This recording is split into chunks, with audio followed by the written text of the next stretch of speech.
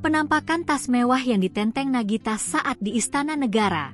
Harganya puluhan juta. Penampilan Nagita Slavina disorot saat menemani Raffi Ahmad dilantik jadi utusan khusus Presiden. Raffi Ahmad dilantik Prabowo Subianto menjadi utusan khusus Presiden bidang pembinaan generasi muda dan pekerja seni pada Selasa, 22 Oktober 2024. Nagita Slavina yang mendampingi sang suami terlihat anggun berkebaya warna peach layaknya ibu pejabat. Nagita Slavina juga terlihat menenteng sebuah tas tangan yang berwarna setingkat lebih gelap dari kebayanya. Penelusuran tribunnews.com, tas yang dibawa Nagita Slavina termasuk koleksi dari brand ternama asal Italia, Bulgari. Mengutip dari laman resminya, ada tas yang mirip dengan tas Nagita Slavina yakni model Serpenti Forever Top Handle. Tas mewah yang dilengkapi detail pengait berupa kuningan lapis emas muda dan enamel putih itu dibanderol dengan harga €3.200